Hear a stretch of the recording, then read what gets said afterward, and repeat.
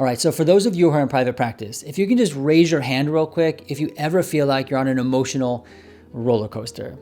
Yeah, I feel this way sometimes, and I really felt this way when I first started my private practice. Now, the reason why I bring this up is because having a private practice can be a very emotional experience. You can experience all sorts of emotions, fluctuating, a whirlwind. It can be kind of emotionally chaotic. So maybe you feel really anxious that your caseload isn't growing fast enough. Or maybe you feel really, really excited because you got your first intake. Or maybe you feel really, really down because your practice is not going the way you wanted it to, or it's not growing at the speed with which you wanted it to. Or maybe you're really, really happy that you finally made the transition to private practice. Or maybe you experience all of those things really quickly, maybe even in a given day. Now, the reason why I want to talk about this is because when we experience these emotions, we sometimes begin to problem solve way too quickly. Or we'll think that because we're experiencing, anxiety at one point during the day, if there's like a last minute cancellation or something like that, and then we're super excited the next moment, we feel like, is something wrong? Am I doing something wrong? Is something wrong with my private practice? And we begin to problem solve. So what I really want to do today is talk about the nature of private practice and how it can sometimes be an emotional roller coaster. And just because it's like this, because we experience so many different emotions, it does not mean we have to problem solve everything. Now, I'm very guilty of this. So if I start to feel anxious about a particular aspect of my practice, especially in the beginning, I wanted it to grow faster. So what did I do? I tried to problem solve. I tried to market my practice more effectively. I tried to build a better website. I tried to reach out to more potential referral sources, all sorts of things. Now, all of those things are fine. And in fact, I make a lot of videos about all those different types of things because they're very good. However, there are times when we actually don't need to problem solve, but rather we need to recognize the natural ebbs and flows of private practice and just manage our own expectations and emotions effectively. And this is something we do not talk often enough about as therapists. We're trying to problem solve, we're trying to fix it, but sometimes we just need to sit with our emotions effectively. So today, I want to share with you a couple of natural ebbs and flows that I've begun to experience in my private practice that I think would be really helpful for you as well. So if we can get a better sense of what the natural ebbs and flows of private practice are, we don't start problem solving too quickly or getting frantic and making all sorts of adjustments and changes when we really don't need to do that. In fact, frantically making adjustments and changes could be more harmful for your private practice than good.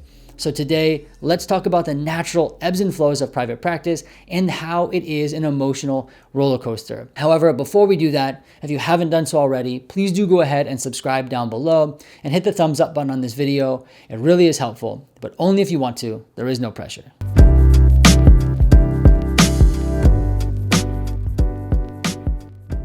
All right, so hear me out here. I'm not here to say that you should never problem solve or try to find things that are not going very well and fix them.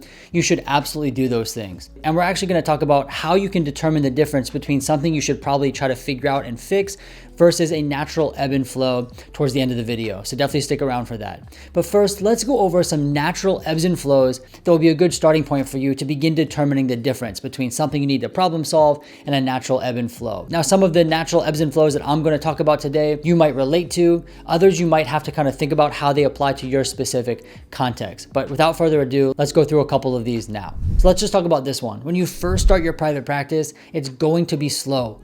It is not like you opened a Chick-fil-A and there's hundreds of people lined up outside your door waiting to come in. It's not like that at all. It's going to be slow. I cannot say that enough. So when you are ready to take on your first client, be ready for the referrals to trickle in. Maybe 1 a month, maybe 2 a month, maybe 3 or 4. Right? And maybe there'll be even months where you don't get any referrals, and then maybe you'll have 1 or 2 days where you get a whole bunch, 2 or 3 right in a row. It's a little bit unpredictable, but what I do need to tell you is that it will not be as fast as you would like it to be. Now, just to give you some context, I see about 25 to 30 clients on my caseload at one time, and it took me almost 1 full calendar year to get up to that number. So that should give you a bit of an idea about how long it might take to build a caseload. So if you're just starting out and you're finding yourself freaked out and anxious and worried that you're not growing fast enough, take a deep breath. That is how it works. It's usually going to be quite slow in the beginning. And another thing, if you find yourself freaked out, don't be going and changing your profile, writing something different, taking a new headshot, fixing all these types of things. Don't spend your time making all these corrections, trying to problem solve why you're not building your caseload fast enough. It's just the nature of it, right? So if you're making all these frantic adjustments, you can actually make it worse. Then you start to waste time and all sorts of things. Just relax. Your private practice will eventually build. It always does. Take a deep breath. It's a natural ebb and flow of private practice. And you might actually see this with seasons as well. So you might see things slow down in the summertime when the weather gets nice out and people are outside. And then you might see things pick back up again in the winter when things are cold and people often are, not seeing sunlight as much and things like that. So again, these are natural ebbs and flows that are going to happen with private practice and things that you just need to we'll talk about how to deal with them a little bit later. But again, don't frantically go around trying to make changes just because it's summertime, all right? Just be aware, it might slow down. And so another thing to take into account is the population you're working with. What are some of the ebbs and flows that population goes through? So for example, if you work with college students, you can probably be sure that when they go home for their summer break, that your practice might slow down. And when the semester starts up again, it will pick back up. But sometimes we don't take into account the ebbs and flows of our population, right? So again, what are they going through? What are their ups and downs? And see if your therapy practice begins to ebb and flow with this. And if that's the case, you don't need to problem solve it, right? Oh my gosh, it's summertime. Let me hop on Psychology Today and fix my profile. Let me build my website back up. Let me call all my referral bases. No, it's summer. The students went home, right? So that's what we need to consider. And another natural ebb and flow, and one that kind of caught me off guard when I first started, is the switching of insurances at the end of the year. Now, this is something that happens to a lot of different clients. They begin therapy with you, they give you their insurance, they start therapy, things are going well, and then all of a sudden their plan changes. Either they know about it or they don't, and all of a sudden their insurance is not accepted. Again, this is not because your practice is not doing well or because you're not marketing it well. This is a natural ebb and flow of being in private practice. People switch insurance at the end of the year, and sometimes you have a harsh ending to therapy, which is not ideal for anyone. You might have to stop seeing a whole bunch of clients back to back to back at the end of the year because of the insurance switch. But once again, this is not because your private practice is not doing well. It's not because of something you're doing wrong. It's just a natural part of being in private practice. Insurance switches, it's no longer accepted. And so you might have to terminate with a few clients, more than you'd like, at the end of the year. See, that's one that caught me off guard. I didn't really think much about it. And so now I know that at the end of the year, I need to be aware that people's insurance switches, and this causes a dramatic shift in my therapy practice. So this is the perfect time to cut in here and talk about Thrizer, the sponsor of today's video. If you ever find yourself in a situation similar to what we're talking about, where a client's insurance is no longer accepted, you can use Thrizer. This is a free platform for both you and the client that helps them to use their out-of-network benefits. Thrizer will provide end-to-end support to ensure that your clients will get reimbursed for the sessions of therapy that they're having with you. I'm not kidding. It is totally free for both you and the client. So if you have a client who's using out-of-network benefits, definitely think about using Thrizer. I think they're going to be a game changer for your private practice, not just for you, but also for the client. There's a link down below in the description where you can sign up for free now. So these are just a few natural ebbs and flows that I've begun to observe in my own private practice, and I think will help you as well. Now, hopefully you're starting to think about your natural ebbs and flows that might occur in your practice, but let's talk about how do we actually tell the difference between a natural ebb and flow of private practice versus something we actually need to begin changing and problem solving and correcting. All right. So the first thing I would say is give it time. So let's say, for example, you begin to feel anxious that your caseload is not growing fast enough. Don't immediately start making changes frantically. Give it some time. Give it a week, give it a couple weeks, give it a month, see if that feeling still persists and see if the problem still persists.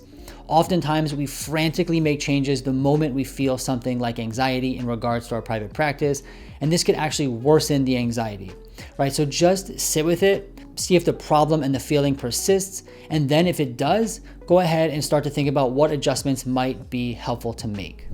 Also, another way to tell if it's a natural ebb and flow is by talking to your peers. So find a group or a community of other private practitioners, and you can ask them the question that you might have. Hey, how long did it take you to fill up your caseload? Or hey, what happens at the end of the year for you? Do you have to terminate with clients due to insurance issues? Is your practice slower in the summer? Does it pick up in the winter? Run these questions by your colleagues and see if they're experiencing the same thing. If you and a whole bunch of other private practitioners are experiencing the same phenomena, it's probably a natural ebb and flow and not something that needs to be problem solved. But this also doesn't mean we're necessarily helpless to the natural ebbs and flows of private practice. What you can do is begin to plan for the ebbs and flows that you know will take place. So for example, if you know things are going to slow down in the summer for your private practice, then maybe take on extra clients in the winter, knowing that in the summer, things will slow down. That might mean it's a little bit busier for you in the winter, but you're planning for the slowdown that is in the summer, right? So that's one way you can begin to plan for a natural ebb and flow. Or let's say it's the new year and people are going to be switching insurances. Begin to talk about this with clients early on. You can prepare for the insurance switch ahead of time. Or another example, maybe it's the holidays and you know that you slow down during the holidays. Maybe you can plan some family vacations for that period of time during the year. Or again, maybe you can ramp up your caseload before that period of time so that when the slowdown comes, it's not as drastic. There's all sorts of ways that we can plan for ebbs and flows, but it requires being aware of the ebb and flow, the natural ebb and flow, and then subsequently thinking about how you can plan for it, right? So there's a big difference between planning for the natural ebb and flow versus problem solving because of the feelings you're getting from the natural ebb and flow. So begin to be aware of these things. It's going to make a tremendous difference in the overall health of your private practice. And the final thing I want to share with you is that when you sign up for private practice, when you start private practice, you sign up to be on an emotional roller coaster. Now, this doesn't mean it has to stay that way. You don't have to kind of go from anxiety to fear to excitement to happiness, all these things. Over time, it evens out. You begin to experience more and more of private practice. You get more and more used to it, and you learn how to manage it effectively. But I do think that we don't talk about this enough, like the natural ebbs and flows. So hopefully this is helpful for you. Hopefully you learned something. And until next time, I look forward to seeing you soon.